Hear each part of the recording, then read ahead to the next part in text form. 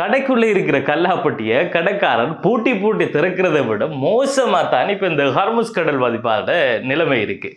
ஒரு நாளைக்கு எத்தனை தடவை தான் அந்த பாதையை பூட்டுறதும் திறக்கிறது. இதுக்குள்ளே மாட்டினது தான் அந்த இந்தியாவோட 2 கப்பல்கள்.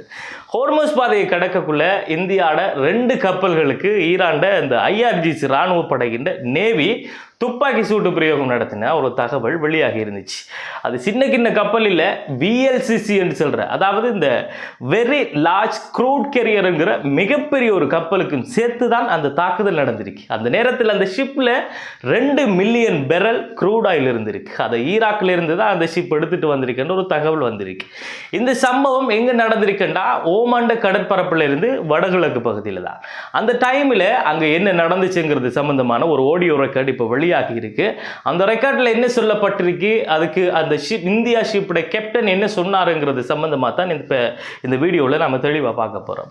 அதுக்கு முதல்ல என்ன நடந்துச்சுன்னா, லெபனானில் இந்த ஹெஸ்புல்லாவுக்கும் இஸ்ரேலுக்கும் இடையில் நடக்கிற இந்த யுத்தம் இருக்குதானே, இந்த யுத்தம் தற்காலிகமாக ஒரு 10 நாளைக்கு இடைநிறுத்துறங்கிற ஒரு அறிவிப்பு கடந்த வெள்ளிக்கிழமை வந்து ஒரு வகையாக சீஸ்ஃபயருக்கு வந்துச்சு.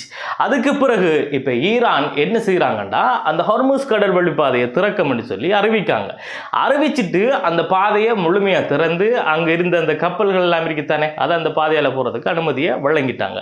அதுக்கு பிறகு நம்மளோட தலைவர் டொனால்ட் ட்ரம்ப் என்ன செய்கிறாருன்னா, எங்களுக்கும் ஈரானுக்கும் இடையில் இருக்கிற ஒப்பந்தம் சரியான ஒரு நிலைமைக்கு வரும் வரைக்கும், எங்களோட எதிர்பார்ப்புக்கு ஏற்ற மாதிரி ஈரான் திரும்பும் வரைக்கும் நாங்கள் இந்த ஈரான் ஹாபரை வழிமறைக்கிற அந்த வேலையை தொடர்ந்தும் செஞ்சுக்கிட்டு தான் இருப்போம்னு சொல்லி அறிவிச்சிட்டாரு. திரும்ப இப்போ இந்த ஈரான் IRGC என்ன சொல்கிறாங்கன்னா, அந்த அமெரிக்கா தொடர்ந்தும் ஈரானுக்கு அச்சுறுத்தலை தாரதால நாங்கள் திரும்பவும் இந்த கடல் வழிப்பாதையை அப்படியே க்ளோஸ் பண்ணோம்னு சொல்லி க்ளோஸ் பண்ணிட்டாங்க. இப்போ இந்த டைமில் தான் இந்திய கொடியோட அந்த 2 ஷிப்பும் அந்த பக்கத்தால் வருது. இப்போ இந்த ஷிப்பை கண்டுட்டு ஈரான் IRGC நேவி படை என்ன செய்கிறாங்கன்னா, இந்த இந்தியன் ஷிப் கேப்டனுக்கு ஒரு மெசேஜை பாஸ் பண்ணாங்க. அந்த மெசேஜ் எப்படி இருக்குன்னா, குட் ஈவினிங் சார், நான் IRGC நேவி கேப்டன், இந்த ஹார்முஸ் கடல் வழிப்பாதையை நாங்கள் இப்போ க்ளோஸ் பண்ணி இதில் போகிறத தடை செஞ்சிருக்கோம். இந்த பாதையால் நீங்கள் போகிறதுக்கு எந்தவித அனுமதியும் இப்போ வழங்கப்படலை. நீங்கள் எங்கேருந்து வந்தீங்களோ அந்த ஹாபருக்கு அவசரமாக திரும்ப போயிடுங்கன்னு சொல்லி நாங்கள் உங்களுக்கு கட்டளை இடுறோம்னு சொல்லிட்டு ஒரு மெசேஜ் ஒன்று IRGC நேவியோட கேப்டன் செய்கிறாண்டா இந்தியன் அந்த ஷிப்போட கேப்டனுக்கு ஒரு மெசேஜை பாஸ் பண்ணுறாரு.